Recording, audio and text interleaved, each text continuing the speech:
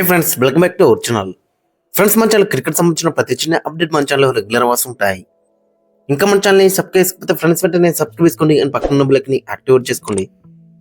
And అదే ఇంకా మన వీడియోని లైక్ చెప్తే ఫ్రెండ్స్ వెంటనే లైక్ చేసి మన వీడియోలోకి తింటలేదు. ఫ్రెండ్స్ తప్పకుండా లైక్ చేయండి. లైక్ చేసి మన వీడియో మార్కెట్కి ఫాస్ట్ రీచ్ అవుతుంది. ఇక ఐపీఎల్ 2025లో మ్యాచ్ నెంబర్ 30 వచ్చేసి Chennai super Kings versus Lucknow super giants. ఇక రెండు టీములలో చూసుకుంటే మరి లక్నో సూపర్ జెయింట్స్ మాత్రం చాలా బెటర్ రన్స్ ఉంది ఈ సీజన్లో. మరోవైపు చెన్నై సూపర్ కింగ్స్ దగ్గర మాత్రం చాలా ప్రాబ్లమ్స్ అయితే ఉన్నాయి. టేబుల్లో 10th ప్లేస్లో అయితే ఉన్నారు. 6 మ్యాచ్లు ఒకరైతే గెలిచిళ్ళు. సీరియల్ 5 మ్యాచ్లు అయితే ఓడిపోయారు. ఫస్ట్ మ్యాచ్ గెలిచిళ్ళు, ఇక తర్వాత సీరియల్ 5కి అయితే ఓడిపోయారు. ఇక మరోవైపు లక్నో సూపర్ జెయింట్స్ చాలా బెటర్ పొజిషన్లో అయితే ఉంది. 6 మ్యాచ్లో 4 గెలిచింది, 2 అయితే ఓడిపోయింది. టేబుల్లో 4th ప్లేస్లో అయితే ఉన్నారు. ఇక ఈ మ్యాచ్ వచ్చేసి అక్కడ లక్నోలో జరగబోతుంది. మరి ఎక్నా స్టేడియంలో Lucknow super giants home ground. ఇక్కడ స్టార్ట్స్ ఒకసారి మనం చూసుకుంటే మొత్తం 16 మ్యాచ్లో ఫస్ట్ బ్యాటింగ్ వేసి 8 సార్లు గెలిచారు, సెకండ్ బ్యాటింగ్ వేసి 8 సార్లు అయితే గెలిచారు. యావరేజ్ ఫస్ట్ ఇన్నింగ్స్ స్కోర్ చూసుకుంటే 169. బట్ గతంతో పోలిస్తే కొంచెం ఇక్కడ మంచి స్కోర్సే మనకైతే కనబడుతున్నాయి. ఇక వీరి మధ్య హెడ్ రికార్డ్ చూసుకుంటే మొత్తం 5 మ్యాచ్లో 3 మ్యాచ్లు లక్నో సూపర్ జెయింట్స్ గెలిచింది, 1 మ్యాచ్ చెన్నై సూపర్ కింగ్స్ అయితే గెలిచింది, 1 మ్యాచ్ నో రిజల్ట్ గా ముగిసింది. సో ఓవరాల్ హెడ్ రికార్డ్ తీసుకుంటే మరి లక్నో సూపర్ జెయింట్స్ పై అయితే మనకైతే కనబడుతుంది.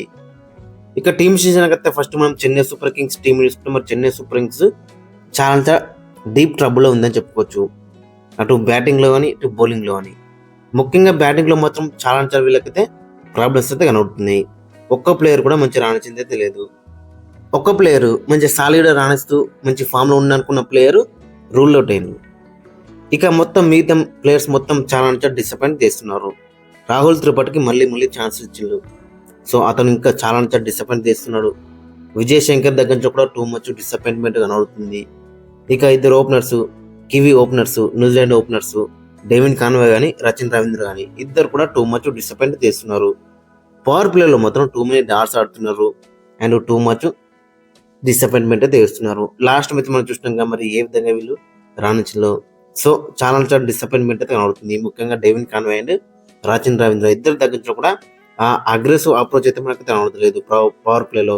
సో మరి ఈ మ్యాచ్లో మరి ఏ విధంగా రాణించడం అనేది ఇంట్రెస్టింగ్ కనబడుతుంది. ముఖ్యంగా రచిన్ రవీంద్ర ఈ ఐపీఎల్కి ముందు చాలా మంచి ఫామ్ అయితే ఉన్నాడు ఛాంపియన్స్ ట్రోఫీలో. బట్ ఇక్కడైతే మంచిగా రాణిస్తున్నాడు. ఇంకా తర్వాత వీళ్ళకి ఎక్కడ చూసుకుంటే మిడిల్ ఆర్డర్లో శివన్ దుబే లాస్ట్ మ్యాచ్లో డీసెంట్ పర్ఫార్మెన్స్ కనబడ్డది. బట్ ఇతని దగ్గర నుంచి కూడా గత సీజన్లో శివన్ దుబే ఉన్నట్టయితే మనకు కనబడలేదు. ఇక వీళ్ళకి లాస్ట్లో ఫినిషర్స్గా ఎంఎస్ ధోని అండ్ రవీంద్ర జడేజా వీళ్ళ దగ్గర నుంచి కూడా మంచి ఫినిషింగ్ టచ్ అయితే దొరుకుతలేదు. సో ఓవర్లో చూసుకుంటే బ్యాటింగ్లో డీప్ ట్రబుల్ అయితే మనకు కనబడుతుంది. బట్ ఈ మ్యాచ్లో 2 భారీ మార్పులు చేసే అవకాశం అయితే మనకు కనబడుతుంది. బ్యాటింగ్లో మనీష్ బేడి వస్తాడు అండ్ షేక్ రషీద్ వస్తాడు. ఇక బౌలింగ్లో చూసుకుంటే బౌలింగ్లో కొంచెం బెటర్గా మనకైతే కనబడుతుంది బ్యాటింగ్తో పోలిస్తే. అటు పవర్ ప్లేలో ఖలీల్ అహ్మద్ మంచి రాణిస్తున్నాడు. లాస్ట్ మ్యాచ్ అనుషుల్ కంబోజ్ వచ్చింది, అతను కూడా ఒక వికెట్ తీసుకున్నాడు. ఇక స్పిన్ డెవలప్మెంట్లో అక్కడ మనం చూసుకుంటే నూర్ అహ్మద్ కన్సిస్టెంట్గా ప్రతి మ్యాచ్లో కూడా చాలా ఇంపాక్ట్ అయితే క్రియేట్ అయితే చేస్తున్నాడు.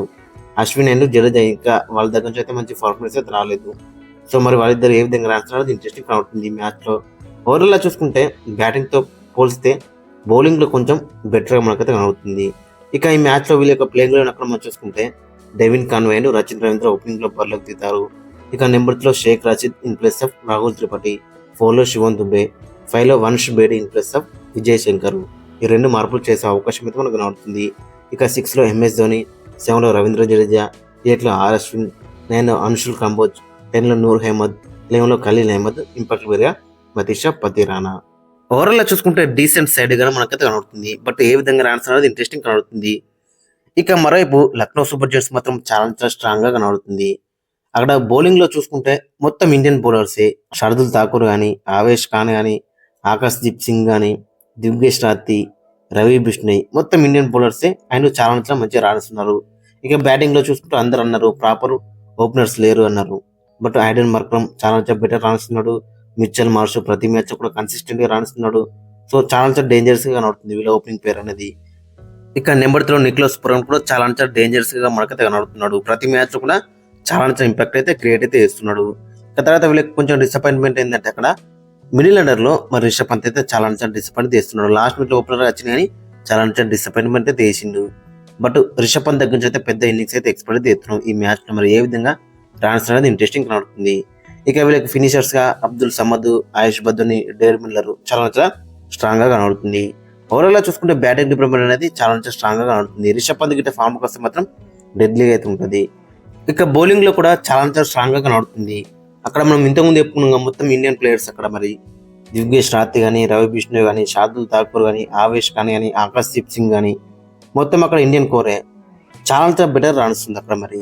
షార్దుల్ ఠాకూర్ లాస్ట్ మ్యాచ్ 2 వికెట్లు తీసుకున్నాడు 34 రన్స్ ఇచ్చి. ఇక ఆకాశ్దీప్ కొంచెం ఎక్స్పీరియన్స్ అయితే ప్రూవ్ అయ్యిండు. అండ్ ఆవేష్ ఖాన్ కూడా మరి మంచిగా నడిచింది, 1 వికెట్ తీసుకున్నాడు, 32 రన్స్ మాత్రం ఇచ్చిండు లాస్ట్ మ్యాచ్ లో. ఇక వీళ్ళిద్దరు స్పిన్నర్స్ అక్కడ దివ్యేష్ రాతి అండ్ రవి బిష్ణోయ్ చాలా బెటర్ రాణిస్తున్నారు. దివ్యేష్ రాతి ప్రతి మ్యాచ్ కూడా ఇంపాక్ట్ అయితే క్రియేట్ చేస్తున్నాడు. అండ్ రవి బిష్ణోయ్ కూడా లాస్ట్ మ్యాచ్ అయితే 2 వికెట్లు అయితే తీసుకున్నాడు. ఇక ఫైనల్ వీళ్ళ యొక్క ప్లేయింగ్ లైన్ మనం చూసుకుంటే Mitchell Marsh and Adam Markram opening లో బరిలోకి దిగుతారు. ఇక నెంబర్ 3 నికోలస్ పూరన్, 4 లో రిషబ్ పంత్, 5 లో డేవిడ్ మిల్లర్, 6 లో ఆయుష్ బదోని, నెంబర్ 7 లో అబ్దుల్ సమద్, నెంబర్ 8 లో షార్దుల్ ఠాకూర్, నెంబర్ 9 లో రవి బిష్ణోయ్, నెంబర్ 10 లో ఆకాశ్దీప్, నెంబర్ 11 లో ఆవేష్ ఖాన్, ఇంపాక్ట్ పేరుగా దివ్యేష్ రాతి. ఇక్కడ మిచెల్ మార్ష్ మళ్ళీ తిరిగి వచ్చే ఛాన్స్ అయితే మనకు ఎక్కువ కనబడుతుంది. లాస్ట్ మ్యాచ్ అయితే ఆడలేడు పర్సనల్ ఇష్యూస్ వల్ల. ఇక ఓవరాల్ గా చూసుకుంటే చాలా డేంజర్స్ గా మనకైతే కనబడుతుంది. బ్యాటింగ్ లో చూసుకుంటే నికోలస్ పూరన్, ఆడమ్ మార్క్రమ్ చాలా మంచి ఫామ్ లో అవుతున్నారు. మిచెల్ మార్ష్ కూడా చాలా డేంజరస్ ఫామ్ లో అవుతున్నాడు. సో టాప్ 3 మొత్తం చాలా బెటర్ గా కనబడుతుంది. రిషబ్ పంత్ గిట్ట ఫామ్ వస్తే మాత్రం చాలా డేంజరస్ అయితే ఉంటుంది. ఇక మరోవైపు చెన్నై సూపర్ కింగ్స్ మాత్రం టూ మెనీ ప్రాబ్లమ్స్ అయితే కనబడుతున్నాయి వీళ్ళ దాంట్లో. అటు బ్యాటింగ్ లో చూసుకుంటే టూ మెనీ ప్రాబ్లమ్స్ అయితే కనబడుతుంది. ఒక్క ప్లేయర్ కూడా ఫామ్ లో అయితే లేడు. మరి ఈ మ్యాచ్ ఏ విధంగా రాణిస్తారో ఇంట్రెస్టింగ్ కనబడుతుంది. ఫ్రెండ్స్ మరి మీ యొక్క ఒపీనియన్ అయితే కింద కామెంట్స్ అయితే మెన్షన్ చేయండి. మరి ఏ టీం గెలిచింది అండ్ మీ యొక్క ప్లేయింగ్ లైన్ కూడా కింద కామెంట్స్ అయితే మెన్షన్ చేయండి.